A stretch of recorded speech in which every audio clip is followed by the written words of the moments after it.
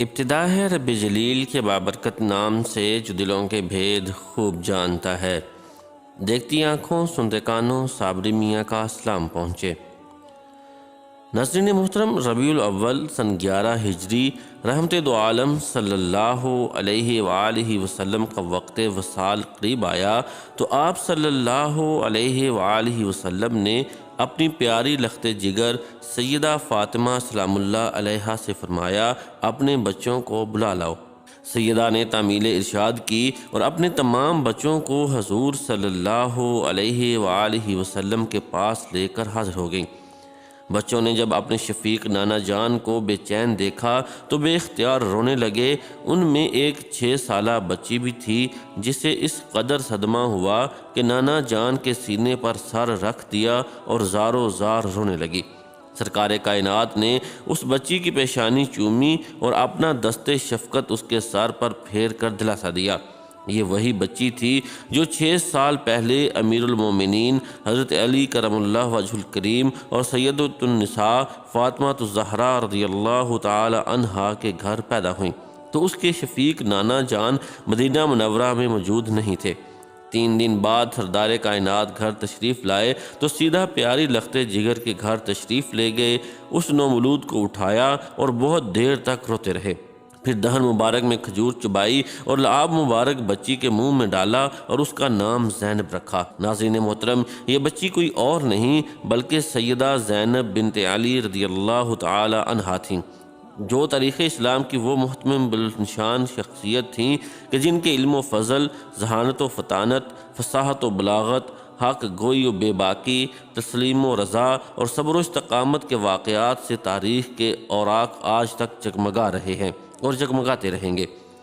آپ نے جس گھرانے میں آنکھ کھولی وہ روئے زمین کا بہترین گھرانہ تھا، کیونکہ نانا ملے تو وہ سید الانبیاء تھے، نانی ملی تو وہ سیدہ ام المؤمنین خدیجہ رضی اللہ تعالی عنہا تھیں، والد اسد اللہ تھے تو والدہ سیدۃ النساء تھیں، اور بھائی ملے تو وہ بھی نوجوانان جنت کے سردار تھے۔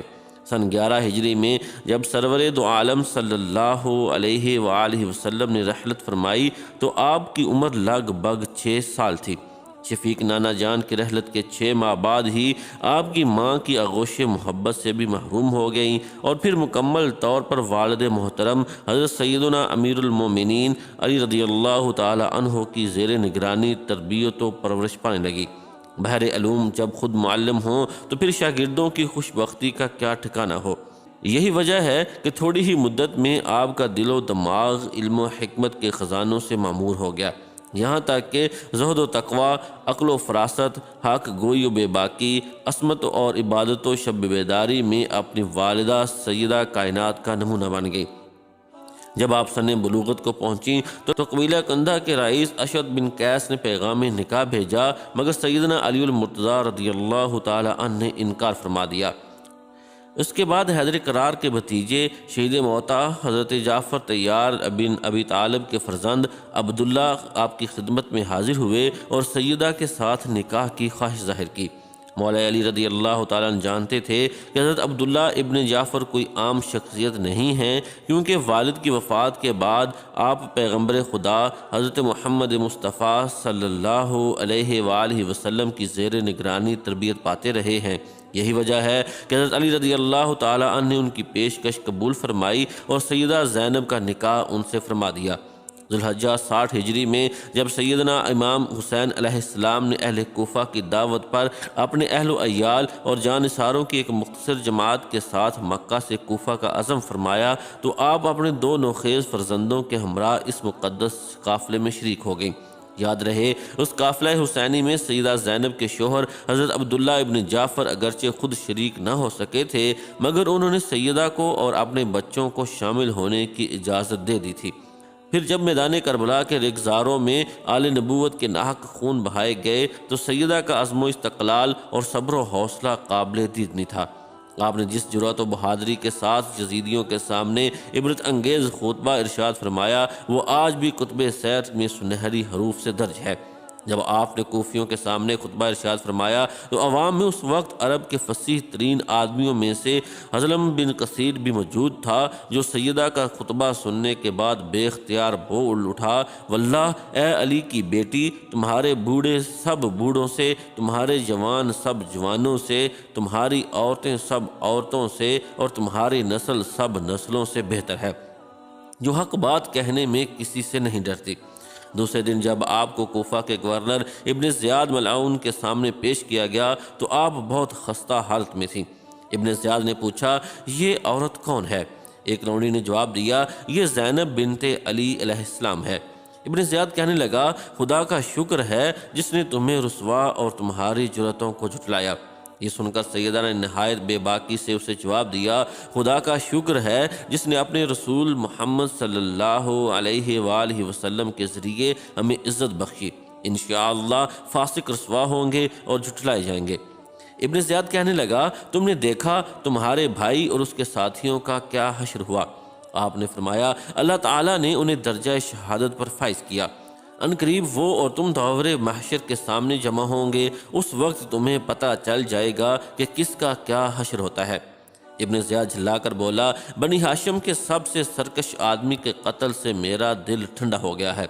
سیدہ زینب نے جب ابن زیاد ملعون کو اس طرح مسرت و شادمانی میں دیکھا تو بے اختیار آپ کے آنسو بہہ نکلے۔ آپ نے فرمایا، خدا کی قسم، تو نے ہمیں اپنے گھروں سے نکالا، ہمارے ادھیڑوں کو قتل کیا، ہماری شاخوں کو کاٹا، ہماری جڑوں کو اکھاڑا، اگر اسی سے تمہارا دل ٹھنڈا ہونا تھا تو ہو گیا۔ جب ابن زیاد ملعون سے کوئی جواب نہ بن پڑا تو اس کی نظر سیدنا امام زین العابدین رضی اللہ تعالی عنہ پر پڑی اور پوچھنے لگا، او لڑکے، تم کون ہو؟ انہوں نے جواب دیا، میں علی بن حسین ہوں۔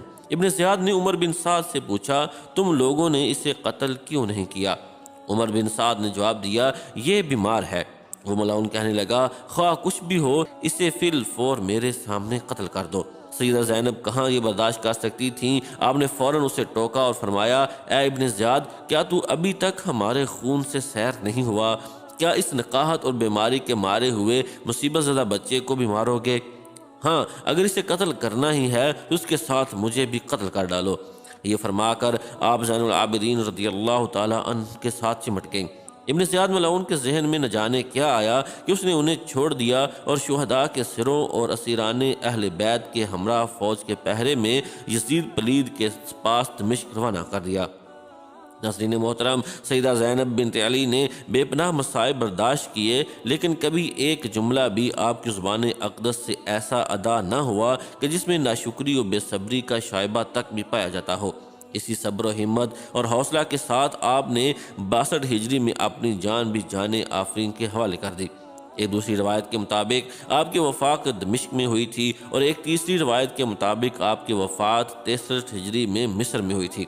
مدینہ منورہ میں تو سیدہ کی قبر اطہر کا کوئی نشان نہیں ملتا، البتہ دمشق اور قاہرہ دونوں جگہ آپ کے مزار موجود ہیں۔